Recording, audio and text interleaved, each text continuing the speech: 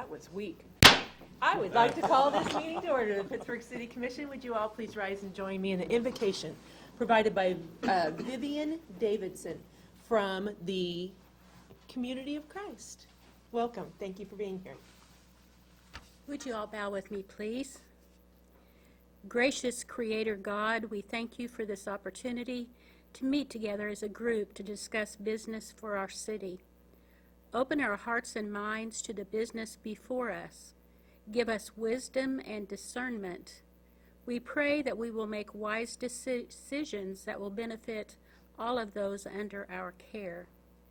Thank you for allowing us to live in this country where we can benefit from the effects of freedom.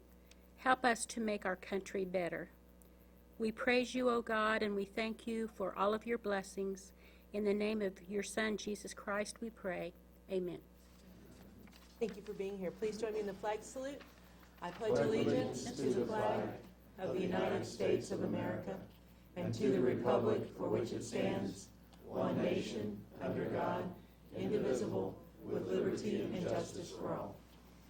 Thank you. We will now move on to item C, the public input part of our evening. If anyone is here to provide public input on any item on the agenda or any other topic for this evening, would you please come forward to the podium? Mayor, Yes. there are a couple of folks who are looking for a seat. There's some up here in the very front. Oh, sure. Welcome. Come on in. Is anyone here to provide public input this evening? Seeing no movement, we'll move on. We have a special presentation this evening. I'd like to ask for Chief Holby, I believe, is joining me up front. We have a special presentation for AAA Community Traffic Safety Award presented by Jim, is it Haney? Haney. Welcome. Thank you for being here. Thank you, Mayor Vernon, President Munsell, Commissioners. It's great to be back in Pittsburgh to be able to present a 2014 AAA Kansas Community Traffic Safety Award to the Pittsburgh Police Department. And before I begin, I'd like to just take a moment, and he doesn't want me to say this, but I'd like to thank David Korp in the back room here. He's the Kansas Department of Transportation Senior Law Enforcement Liaison Officer, and he helps us make this program possible by identifying possibly deserving police departments and encouraging them to apply for the award and then following through on that. So the program just really wouldn't be possible without KDOT's support, and I want to thank David for that. The Pittsburgh Police Department is being awarded its third consecutive Platinum Award tonight, which is presented to communities that demonstrate outstanding effort at addressing local traffic safety issues, and it's the highest award that AAA can give in the traffic safety arena. The Pittsburgh Police Department is the only law enforcement agency in Kansas now to have been awarded this high honor 3 times, and one of only 3 police departments in the state to achieve this award this year. How do they do it? Well, as a birthplace of safe here, they continue to perform that program marvelously. It's also child passenger seat checkups that they perform and events like that. In enforcement, it's impaired driving deterrence program, their night seatbelt enforcement, safe enforcement phases, and university opening weekend. Those are just some of the examples of things they do. And here they are, already a Platinum Award winner, and they're looking at ways to begin the National Safe Routes to School program, which is just exemplary and evidence of their continuing striving for excellence here. And here's how the good work translates into results. They're showing law enforcement presence by changing behavior in the community. Click it or ticket violations have gone from 20 in 2009 to 248 in 2013. The adult seatbelt rate is up to 83%. Teen belt use has risen from, believe it or not, 38% to 79% from 2009 to 2012, and there rose another 3 points to 82% in 2013. Safe teen seatbelt use, that program in the high schools, is a glossy 92%. Think about that. It's almost 6% above the state average and well above even the local average for adults. So the kids are now teaching seatbelt usage, which is really neat. Correspondingly, teen crashes have dropped from 71 in 2009 to 49. Alcohol crashes have been cut by more than half since 2009, 27 down to 12 in 1 year.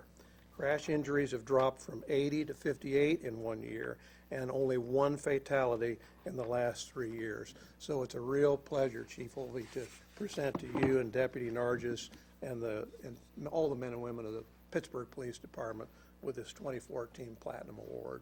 Congratulations.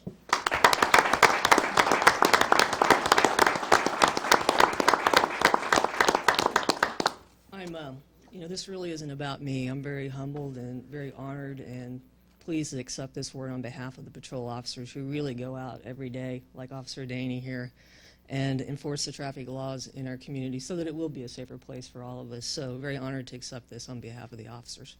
Real pleasure. Thank you.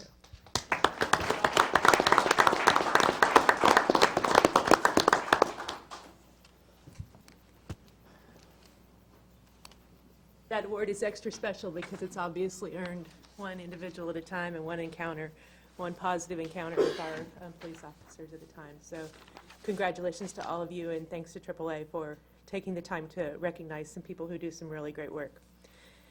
We will move on to the consent agenda. We are pulling item G from the consent agenda. We will see that at a later date. Are there any other items to be removed from the consent agenda? J. J? I. I. D. D as in dog? Correct. Thanks. Any others? Is there a motion to approve the consent agenda with the exceptions of item D, G, I, and J? So moved. Second. Thank you, thank you. Roll call vote? Gray. Aye. Ketterman. Aye. Munsell. Aye. Vernan. Aye. O'Brien. Aye. Item D, approval of the request submitted by Jamie Sponsel to renew the dance hall license. Really, my question is, usually when we get these dance hall licenses, you all address us and tell us what issues you're not having with these places, and that's really what I'm doing it for D and E, actually. So just give us a little bit of a... Sure. Commissioner, one of the things that you'll notice, the calls are staying consistent. The types of calls are staying consistent. We're just not seeing the level of violence in the bars that we've seen in the past, the big fights, the cooperation that we receive when we go in and do our alcohol compliance checks. These are all things that we look at when we make these recommendations. With FACES and the same with Mormons, we've seen the calls either stay the same, we've seen them decrease, and again, the cooperation, we just couldn't ask for a better working relationship. If they see problems, they call us ahead of time. Proactive is always better than reactive, so we appreciate that. So respectfully, we'd make the recommendation to approve those dance hall licenses. Thank you, I appreciate that. I move to approve D. Second. Thank you. All those in favor? Aye. Opposed, same sign? All right, we'll move on to item I, approval of agreement between the South Kansas Oklahoma Railroad Company, and without reading the rest, Michael? I'm simply removing so I can abstain because of my employment relationship Okay. with SKO's parent company. Thank you very much. I'll move to approve. I'll second it. So with Michael abstaining, all those in favor indicate by saying aye. Aye. Opposed, same sign? Mayor, I wanted to also speak to G. I just wanted to pull it so that we could speak to it, so please. Oh, sure. You want to go ahead and hit G? Yeah, if that's okay with you. ma'am. Absolutely. I'm sorry, I misunderstood. Sure, great. Go ahead. Item G is the design, the preliminary engineering on the South Rouse Trail. We went through the procedures of interviewing a lot of good consultants on this, and appreciate Commissioner Gray participating in that. We came to you earlier with recommendation to negotiate with Trans-Systems. We haven't visited with them. They've submitted a proposal. In the interest of getting this going quicker, we put it on the agenda, but since then we've negotiated with Trans-Systems on some items. What we've actually done is tried to combine a couple of meetings so that they didn't have as much time involved with travel and training and manpower. So we've been able to reduce that from the original amount to the amount that I've passed out. There's an agreement in front of you, which is we went from 98,000 to basically $86,390.80. And I guess we're asking you to approve that with the amended amounts so that we can proceed with getting that design work done so we can meet the deadlines that we need to meet. Could you say that amended amount again, please? The amended amount is $86,390.80. It was originally $98,024.75. Again, what we did is combined a couple meetings that they were here so that they are not having to have the manpower and the travel training.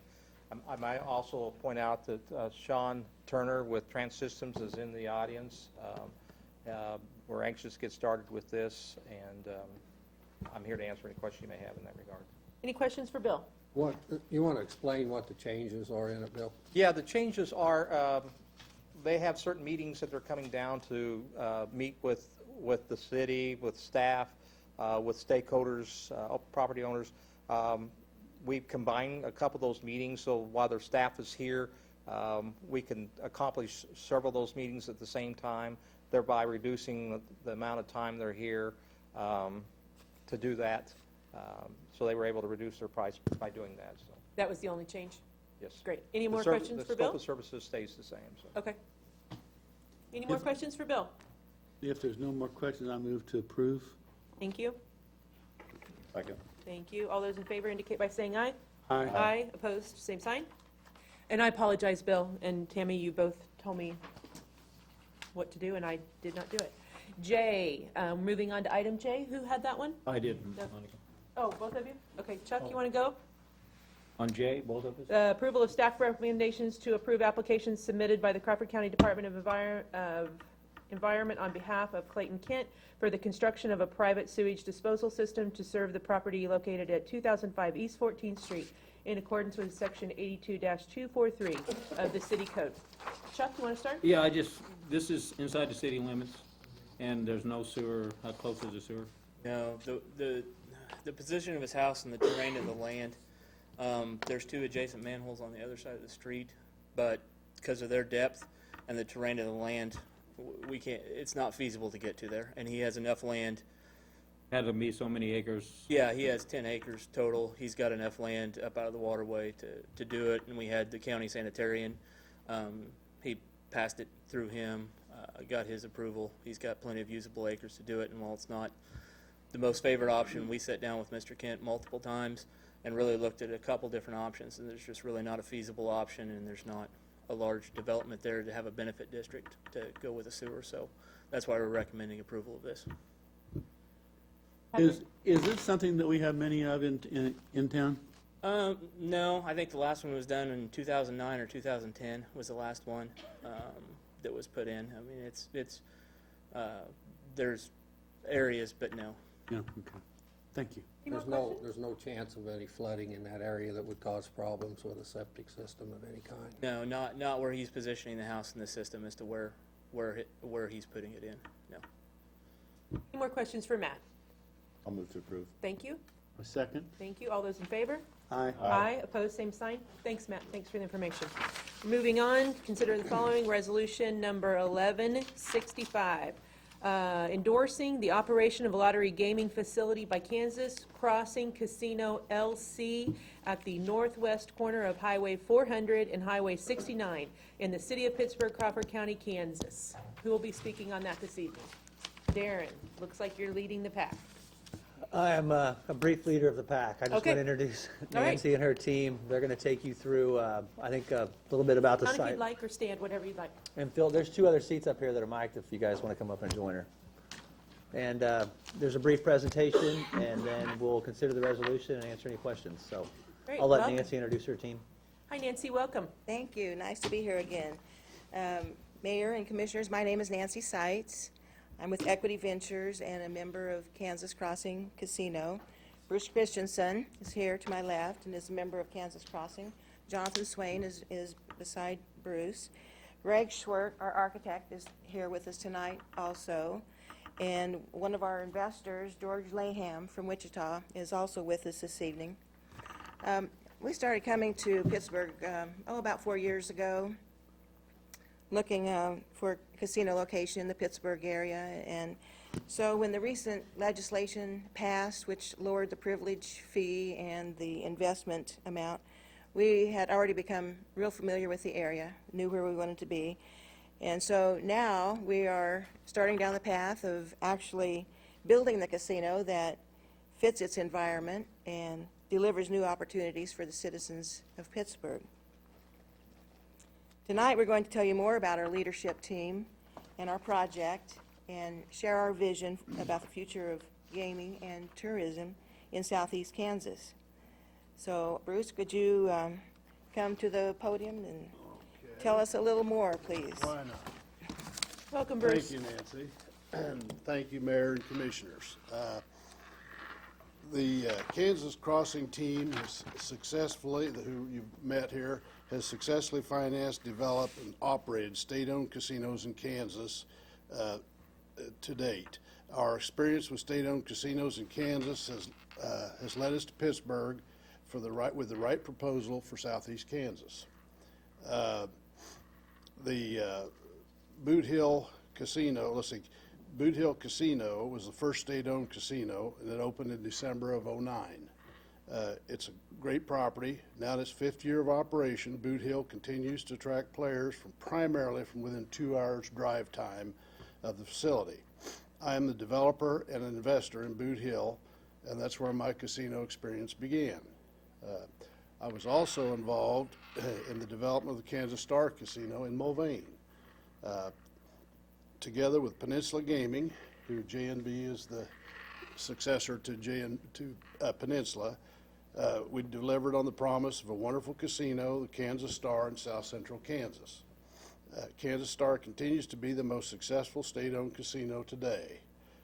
Over the years, Mulvane city leaders and citizens learned that we were people of integrity and that we would follow through and do what we said we would do.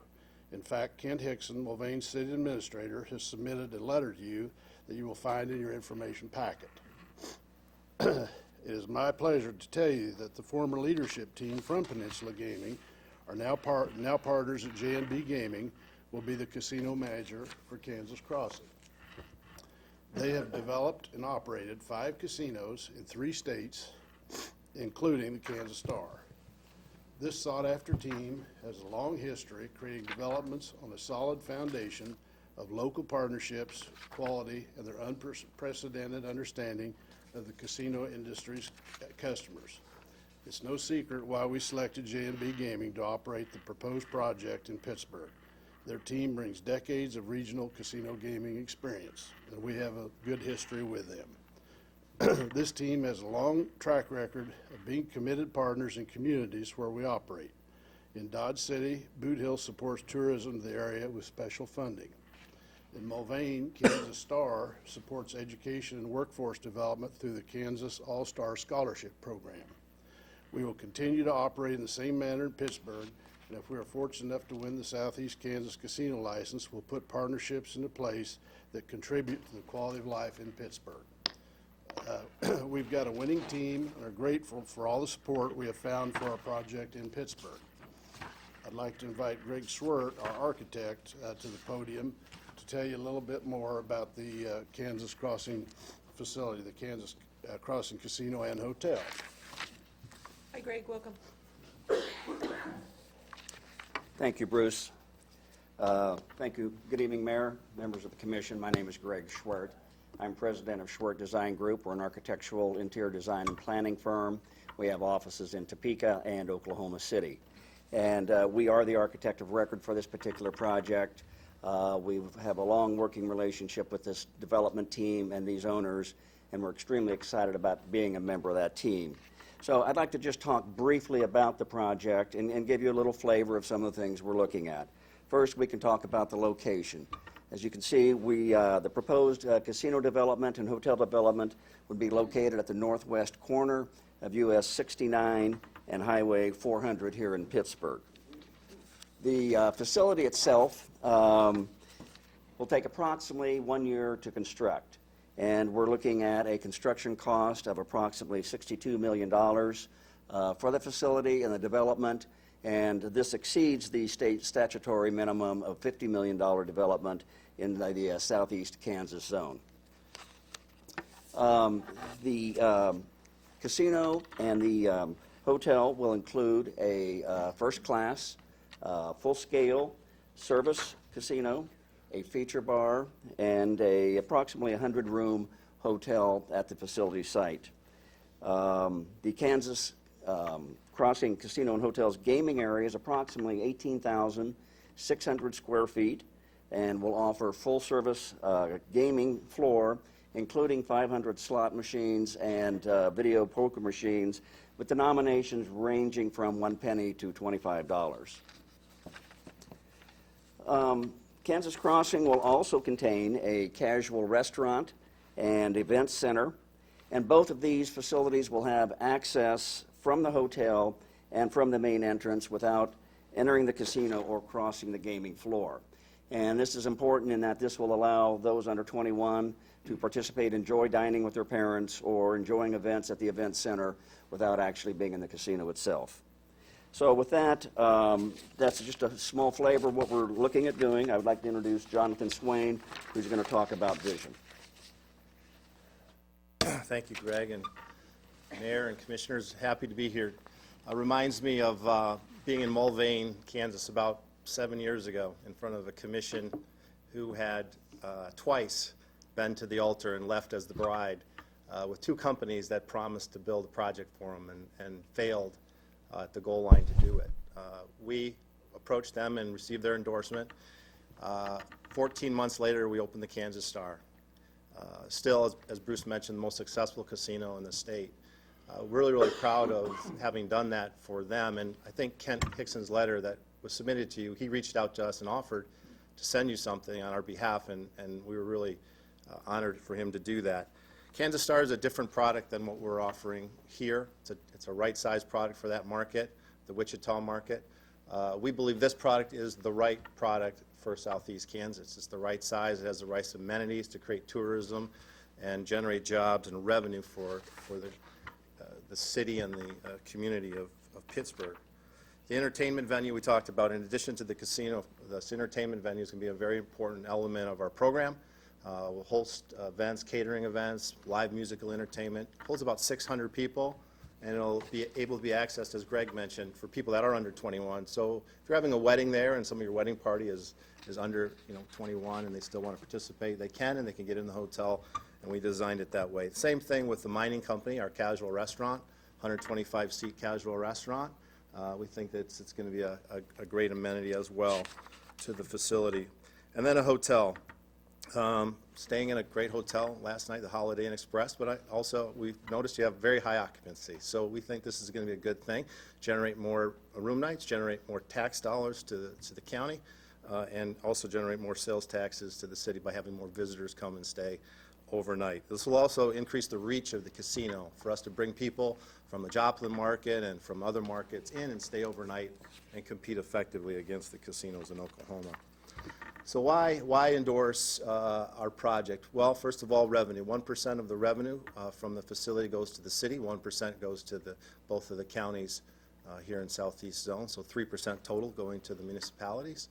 It would be approximately $400,000 a year. That would be on top of course, any sales and use tax generated by the facility. Attraction of tourism. We believe that the amenity itself, the casino itself, will generate a lot of tourism, and the hotel and the event center will also help increase tourism. And we're partnering with the local tourism agencies here to do that. And then hiring people. 300 employees approximately, probably 97 or close to 100% will be from the two-county area. Certainly many of those residents from Pittsburgh, offering them great wages, health care benefits, and an opportunity to move up in an organization and learn something about the hospitality business.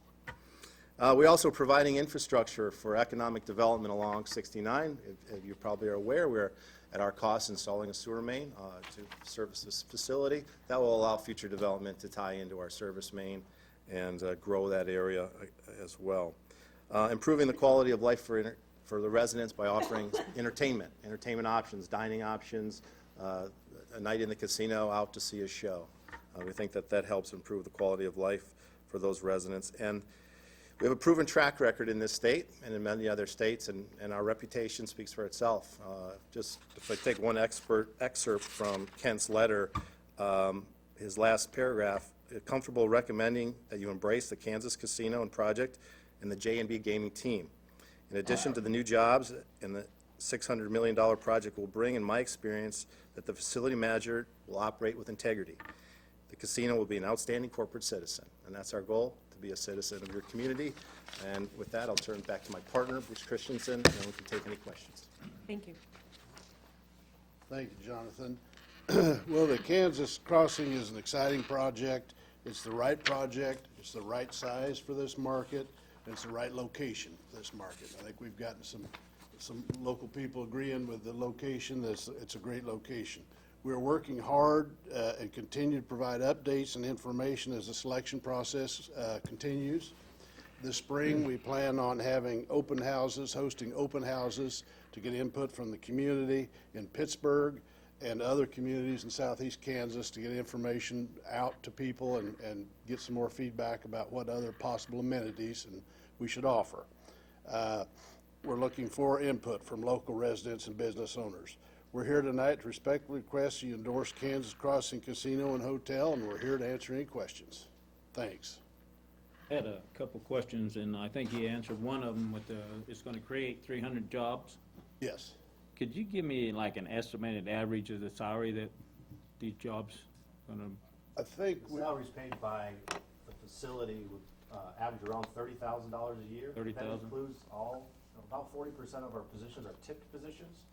So on top of that, tip positions pay an average of $6,000 to $8,000 a year in addition to those salaries. So approximately $30,000 in compensation. And is that, excuse me, Chuck, is that 300 FTE or 300 head count? 300 head count. Okay.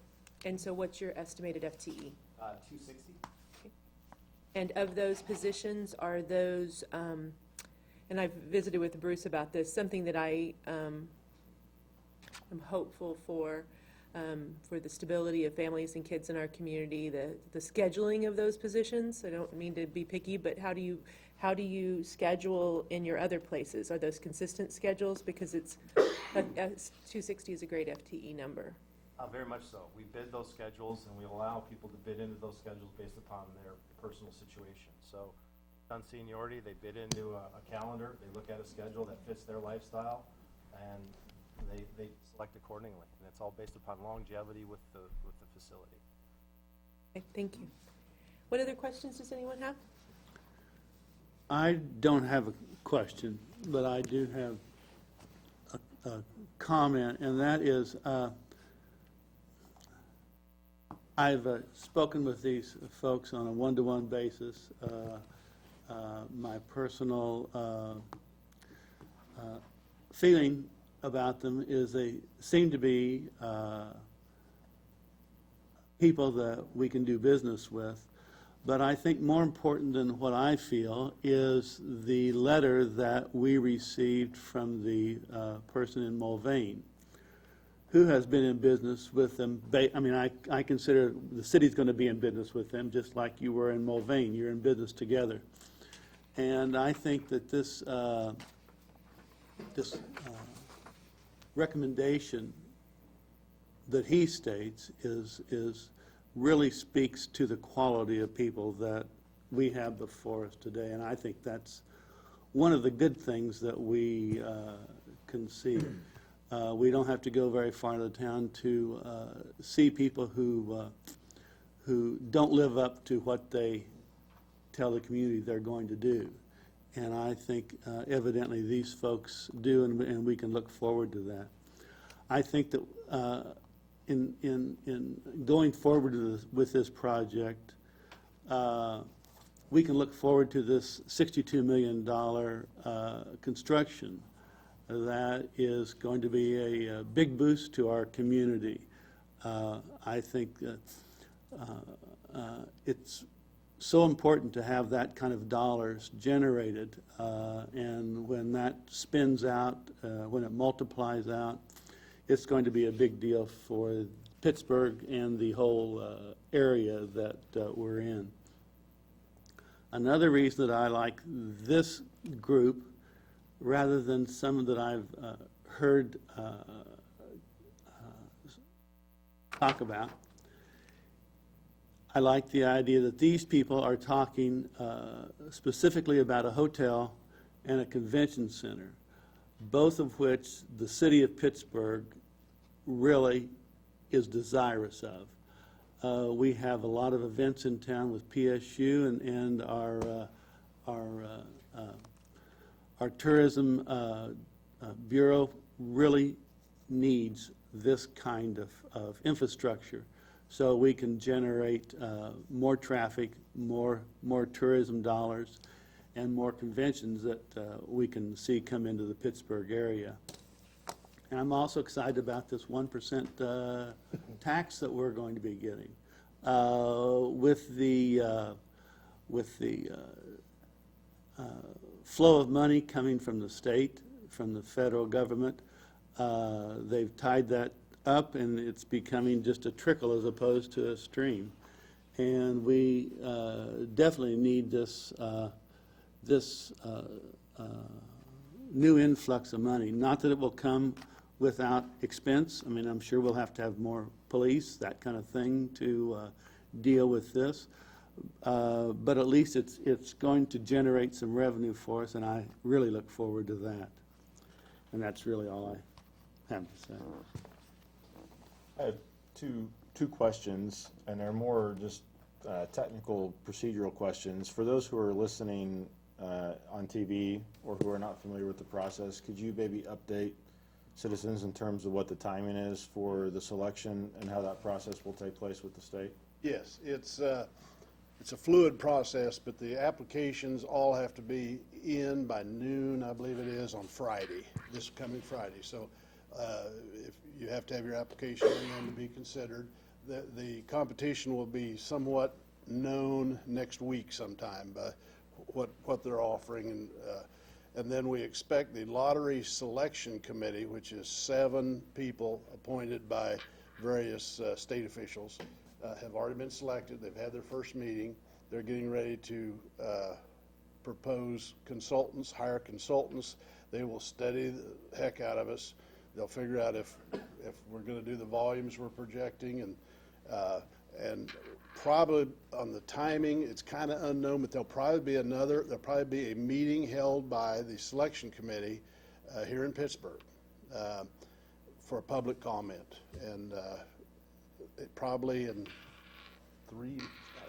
2 or 3 months, probably 3 months, and then there'll probably be at least one more meeting in Topeka for the committee to weigh the various proposals, see which they select, either 1 or 2 meetings, and so we would say maybe the earliest in May, the latest in July would be the selection. And then there's about a 45-day of redoing all the background checks and everything, and then they award the license. So that's, and a little bit of it's out of our control. The committee decides when they're going to meet and when they can meet, but that's generally it. Okay, thank you. And then two, also, you mentioned on a couple occasions about reaching out through open houses with people in the community. Yes. And also trying to develop something that is consistent with the needs and the community that we have here in Pittsburgh. Can you expand on those two things by, one, explaining what the timing will be for the open houses? Do you have anything planned, scheduled in terms of how that will work and what it will look like?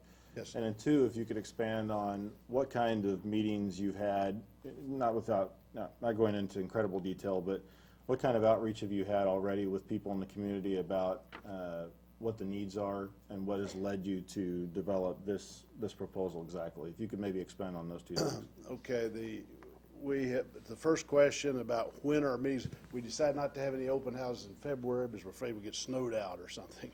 So probably March and April. The dates they've been tentatively set, but they haven't been finalized.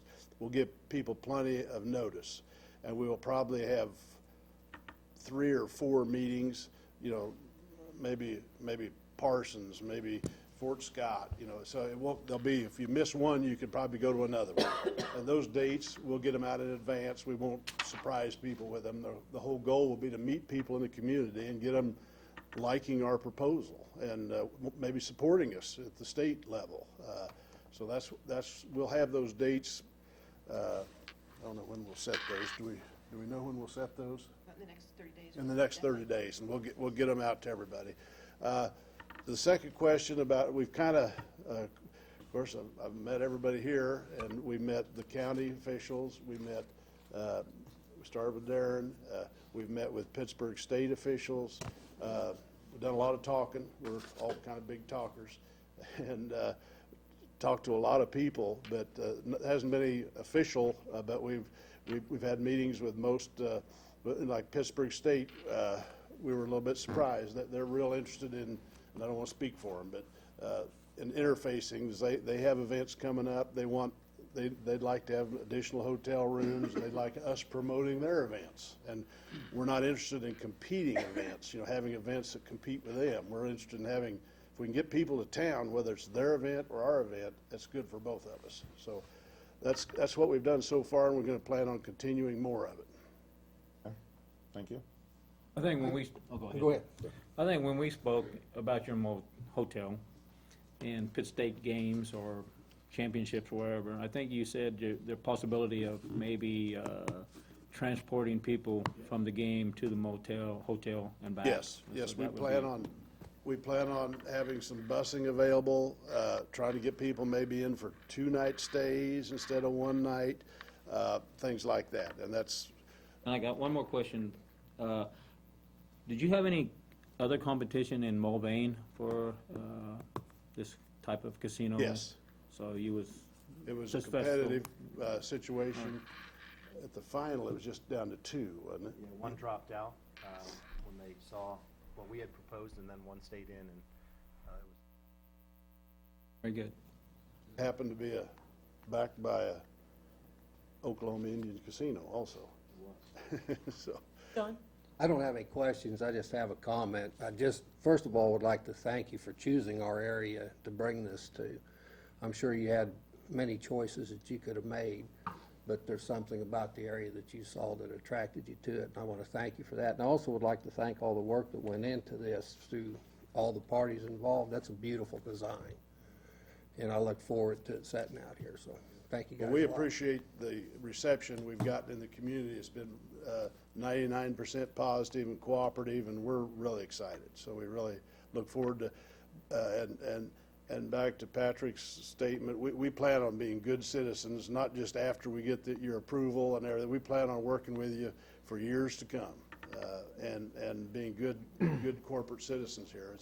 We're going to have a big stake in the community and want Pittsburg and Crawford County to be more successful. I have a couple quick things. Sure. Were you done, John? Yeah, I'm done. Thank you.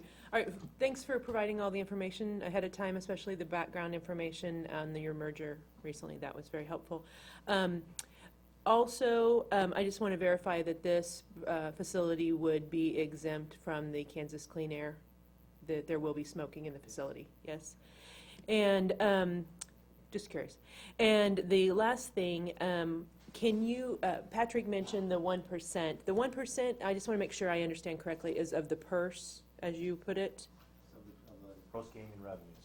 Gross gaming revenues, and that's determined each year, at the end of a fiscal year? They're determined monthly and paid quarterly, I believe the payments. Okay, all right, okay. And then additionally, as far as we are looking at this in our support and our resolution, there would be additional property taxes engaged in that, correct? Yeah, there'd be significant property taxes. Uh-huh. And that would impact not only the city's budget, but also the school district, correct? And the county, okay? All right, and then the additional revenue or opportunity to serve through water and sewer? Is that right? Okay. Correct. Is there anything else on that? That's a nice number, by the way. Okay, any other questions for anyone? One more comment. I know it's nice that Kent Hickson sent us a letter, but we actually called Dodge City and Mulvane when this process began, and everything that they said was true. Bruce and the staff are just very easy to work with, very forthright, direct. They've done this before, and their references were, glowing, if you will. Everybody said they'd work with them again. They're from Kansas. They do a lot of other work, development in Kansas. So just want to make sure everybody knew that we had done our due diligence, and that was probably 4 months ago when we first made contact. And I haven't seen anything personally to make me think that we could do any better for a partner, and I appreciate everything they've done for us. And we've met at least 3 times with the staff on utilities and everything else. So we're definitely taking a hard look at it, and appreciate all the time you've put into it so far. This community appreciates it. Is there a motion to approve Resolution 1165? I'll make a motion. Second. Thank you. All those in favor indicate by saying aye. Aye. Aye. Opposed, same sign. Thank you. Thank you all for traveling. Thank you for investing your time in us. Good luck on your application. Item B, Resolution 1166, Redwood Development Incorporated is requesting the governing body to support their development of 30 new single-family homes to be located near the 1500 block of East 4th Street with a resolution of support to allow them to file a housing tax credit application with the Kansas Housing Resource Corporation. Troy. Mayor and Commission, we were approached by Redwood Development a couple months back and started the process of looking at doing a low-income tax credit housing development. As you're familiar, they recently did a development for us on the North Walnut there in the 25th area for kind of a 25th and Walnut for a senior housing area. They're looking at doing another one. It's approximately 30 homes. It would be located on East 4th Street, kind of east of Water Street there. There's some open private land right now. They've been working with the private owner on purchasing that land. They will file a application with the KHRC for the grant that they offer. They will do that in February and then hopefully hear something back in May. And once they do that, usually within about 9 months or so, they try to start work by fall, and they've got houses built in 9 months after that. So they've kind of sent us some preliminary site plans of what they're wanting to do. They will be mostly 3-bedroom houses with some 4-bedroom houses. They'll have parks, sidewalks, and that kind of thing. So within your packet, I'd kind of give you a map of where the land was located. And I also, today I gave you a little presentation that they had sent us. So if you had any questions, I've also got Rick here from Redwood as well. So if you have any questions, he can answer some as well. So. Just one quick question. Yeah. Are these all going to be rental houses? Yeah, or are they how gonna the sell? program works is they are Redwood actually owns the houses for 15 years, and then a person can rent them for that amount of time, and then once, if they've been there through that time period, then they have an opportunity to purchase the house at basically 40 cents on the dollar of what it would be worth. So like I said, they encourage them to get long-term people in there. So, but like I said, the resolution is basically a resolution of support saying that the city, like I said, we are in favor of them doing a housing development and, putting 30 houses within our community, so. And these houses do have sidewalks. Yeah, they'll be. What kind of street are we putting in? Like I said, it'll be similar to what we have now, just a curb and gutter type street, so. Once we get closer into the, if they actually are awarded the grant, then we'll work with them closer on development as far as site plan, plating the area and so forth, so. Also, like to say, I'm glad to see that they're going to include safe rooms in the housing. Yeah. That's something I'd like to see more of. So. And I think they've recognized that Pittsburgh is growing and see the community as a good opportunity, so, and it helps us, as looking at our recent, housing, study, we know we need more housing, so this will be a good expansion to our housing. I'd just like to say I live in the vicinity of North Walnut, 25th, and the project up there is well-maintained, nice-looking. It adds to the value of the neighborhood. So. Any other questions for Troy? I'll move to approve. We had Michael here, and then we're going to pick up John on a second. Is that okay? Yeah, that's fine. Okay, all right. All those in favor indicate by saying aye. Aye. Aye. Opposed, same sign. Thanks. Thanks for investing your time here with us. Absolutely. We appreciate it. Let us know what we can do. Item C, Economic Development Service Agreement. Approval of the Economic Development Service Agreement, including Exhibit A between the Pittsburgh Area Chamber of Commerce and the City of Pittsburgh, in which the Chamber will perform the services related to the location of industry and manufacturing business in the City of Pittsburgh for the year beginning January 27, 2015. Darren. Mayor, Commissioners, in 2013, we changed our model, if you will, for economic development. And instead of having a full-time staff person, we contracted with the chamber and Blake Benson. I think we had a 12-month original contract. We negotiated it. We came up with a specific scope of services, an Exhibit A, if you will. There was some details. We had a 6-month period in there where in June we'd take a look at it, and if it didn't work because it was such a new idea, we would opt out of it. As a result, we've made it all the way to 2015. The actual contract that we were under expired at the end of 2014, but I thought it was still June, so when I dusted it off to renew it, I realized that it had expired. So I apologize that we're 4 weeks into the new year and we don't have it, but it's before you. It's very similar to the one that we originally passed.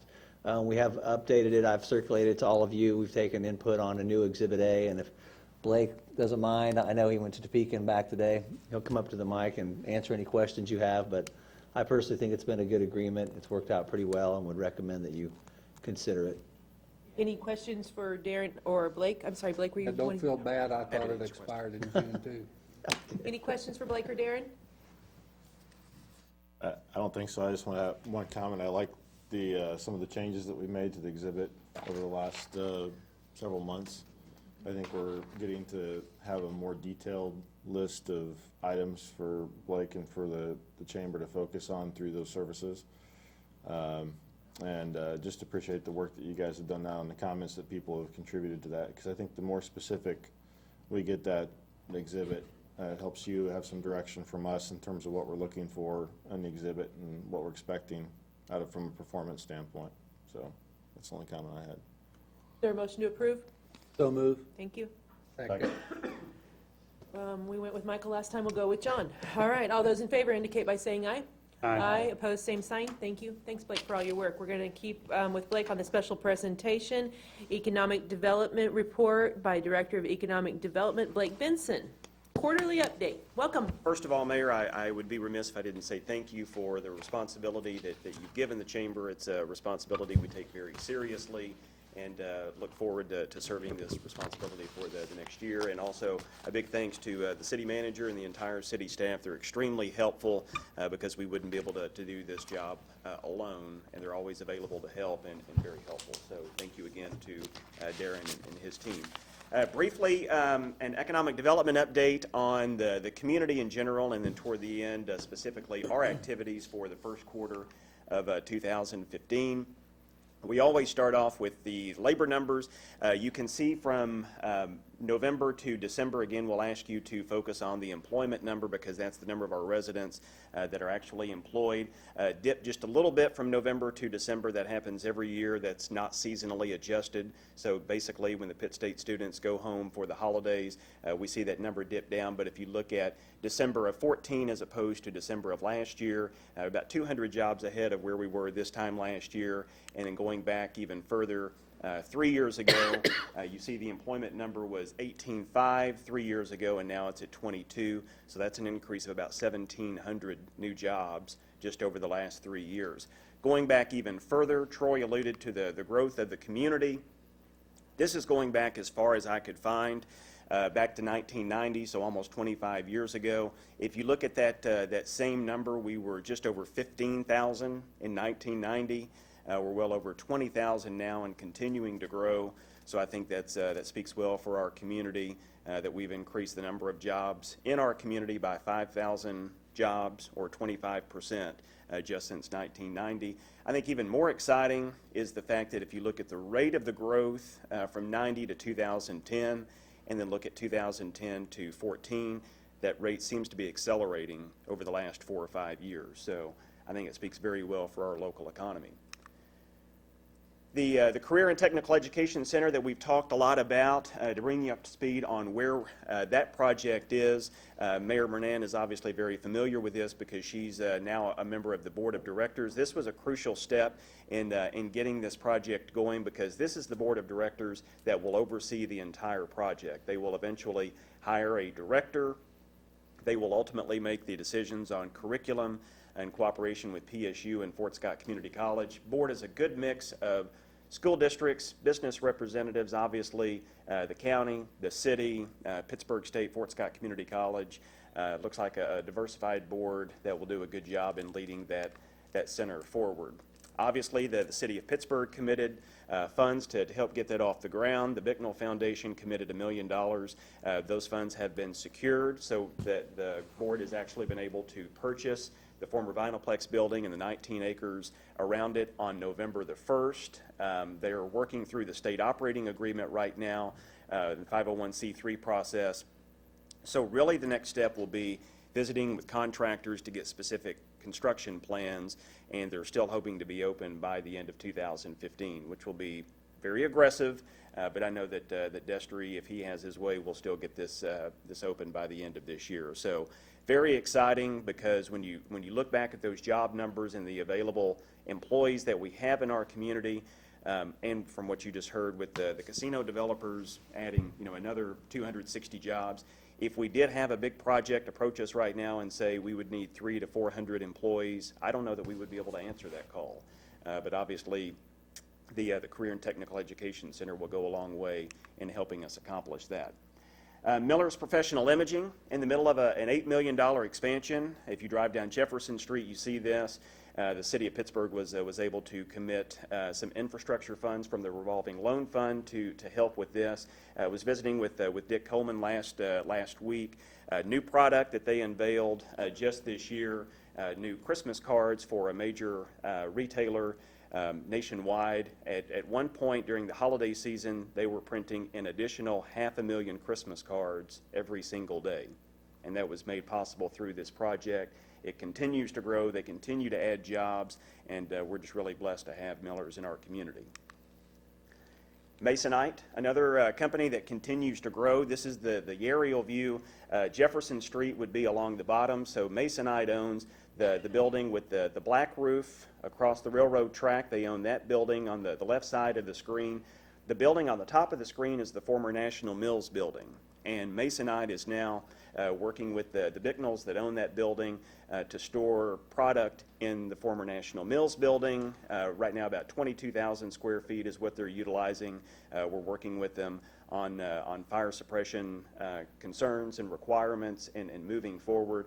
But there may be a chance down the line that Masonite will actually be able to buy the National Mills building. So that's currently our largest vacant building in our community. So to get that back in use and be able to support a local company is something that's really a win-win proposition, and look forward to keeping you updated on that. The Go Configure call center, many of you had the opportunity to tour that just a couple of weeks ago. That purchased by Backyard Leisure. They relocated this company from Chicago.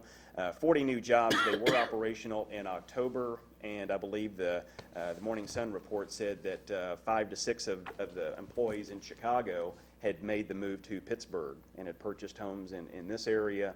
So obviously a good project, and again, appreciate Ron Skripsik and the Backyard Leisure team for making that project happen. We have a few more places to eat than we did about three months ago. Buffalo Wild Wings and Rib Crib have recently opened up, as have Domino's and Gusano's. Not to be outdone, Cheddar's in the middle of a big remodel project. El Charro is remodeled. The Mexican restaurant right next to the law enforcement center here is doing extremely well. So obviously beefing up, no pun intended, our restaurant stock.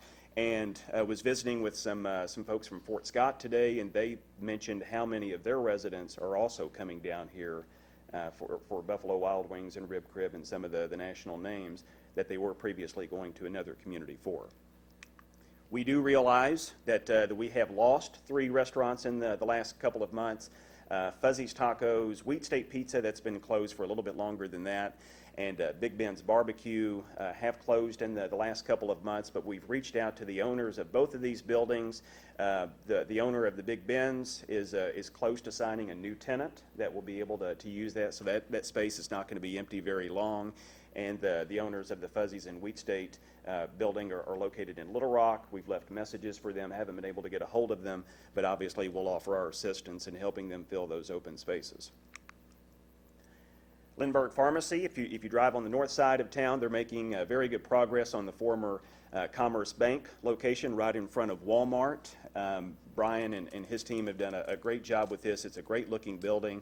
They look forward to being able to move into that just in the next couple of weeks. So excited for Lindbergh Pharmacy, obviously a great location for them. they will keep their Centennial location, and this will be their north location, obviously. Specific to us, the economic gardening program that we've told you a little bit about from Network Kansas, we were able to sponsor a plastics resource group and Progressive Products here in Pittsburgh to go through the economic gardening program. Basically, what that gets them is each about 40 hours of professional business counseling and data mining and sales leads. It's really intended for stage 2 companies that are not startups, but then they're not quite mature or fully grown just yet. They're really in that growth phase and could be 2 of our larger employers in the next few years. But obviously, we were happy to be able to be their sponsor on that. South Broadway Hotel, that's something that I know you get a lot of questions about. We get a lot of questions about it as well. We wish it was advancing a little faster than it is, but progress is still being made. Those hotel developers are anticipating a 72-room hotel that would be about an $8 million project, and with the site plans that are almost ready, they can then submit that to their contractor, get the bids that will be necessary for the IRB paperwork. So we look forward to being able to bring you an industrial revenue bond application in April or May of this year. Looking at about a 10-month construction window, so probably at this point the earliest they would be able to break ground would be early summer, and if that were to happen, then it would be open hopefully right around the time of the NCAA Indoor Track and Field Championship next year at the new Plaster Indoor Event Center. I had the opportunity to attend an economic development conference a few weeks ago, joined 300 site selectors. More importantly, economic developers got to hear from site selectors on what we do right, what we do wrong, what they're looking for in a community when they're working on behalf of a client. Their top 3 takeaways that they wanted us to make sure that we were addressing were workforce, transportation, and site readiness. The first 2 we do a very good job of, especially in terms of workforce with the Technical Education Center. Just having that alone sends a strong signal about our community's readiness to supply a workforce. Transportation, not only on the local level, but the state level. That's something that we need to continue to try to protect in the state legislative environment. I was in Topeka today visiting with members of the Senate and House Transportation Committees, and next week for Pittsburgh Area Day on the Hill, we'll be visiting with the Secretary of KDOT to encourage continued transportation funding, particularly for Highway 69 between Fort Scott and Arma, because that will then give us a 4-lane highway from Pittsburgh northward to Kansas City, and these site locators really reassured us that that was a crucial component of an RFP and something they look very seriously at when they're examining a new community. Site readiness is something that I have made a priority for this year, particularly in terms of the airport industrial park. The site locators said often they go to a community and someone in my position will take them and just show them a field, and they said there's a difference between a field and a site. You don't necessarily have to have all the utilities run to a site, but you need to know how quickly you could do it, not only water, sewer, but electricity, gas service. So that's something, particularly with the airport industrial park, since we have so much of that that's not developed just yet, I really need to get a better handle on what we would be able to do if someone were interested in that property and how quickly we could get that turned around and ready for development. But very worthwhile conference, and I'm glad I had the opportunity to attend. We'll continue the retail development in 2015, following up on the retail feasibility study that you commissioned last year. We've been so focused on the town center on the north side of town and Meadowbrook Mall on the south side that we're now really starting to market those individual lots in other parts of the community that are not part of those 2 sites. We've reached out to the owners of several individual lots around the community just to ask if they have a preference for what would go there. And then now obviously we'll take the lead in reaching out to those retailers and restaurants to see if they would be interested in those individual lots. So look forward to making progress on that. And we're a little behind on two of the Imagine Pittsburgh 2030 goals. We had hoped to address these in the fourth quarter of last year, but we'll do it in the first quarter of this year. The CEO Council that will really bring our larger employers together and will not only be able to give us guidance on what we as a community can do to better support their businesses, but we can also reach out to them and ask if there would be any of their vendors or suppliers that would be interested in having a Pittsburgh location to be closer to them. And we have a meeting set up with someone who may be interested in leading that CEO Council on Friday of this week. So hope to know a little bit more by the end of this week. And then the Medical Services Task Force, Krista Postai with the Community Health Center and Randy Kaysen with the Via Christi Hospital obviously are going to be big drivers of that. So we have a lunch meeting set up for mid-February to really get the ball rolling. Just in visiting with Krista on the phone about this, she gave a lot of good ideas about how our community can better attract physicians and professionals to the community, and she's got some great ideas of what other communities are doing as far as, I know we used to have a welcome wagon, but as far as welcome receptions for new professionals moving to town, really to try to get them ingrained into the community quicker, not only improves the chances that they'll enjoy their job, but it obviously improves their productivity, and the spouse is a little bit happier. So looking forward to that Medical Services Task Force, but we'll be able to get the ball rolling on that in mid-February. I ran through that pretty quickly, but I'd be happy to answer any questions you might have. Any questions for Blake? I have a couple of them. Yes, On the sir. 1,700 new jobs created in the last 3 years. Mm-hmm. That's good news. But my concern is how many of them jobs that's been created pay a decent wage for a family to, you know, live on, and you I don't know the no wage. input on that? I don't know the wage on that, Commissioner. I'd be happy to find out. Okay. Because there are numbers that we can track, just not necessarily those 1,700 new jobs, but overall where our community is in terms of standing and wage growth. But I'd be happy to look into those. Thank you. Do that. Any other questions for Blake? All great information, very comprehensive. Thank you very much. Do we have any non-agenda reports or requests? Just one. Today will be Megan Fry's last commission meeting.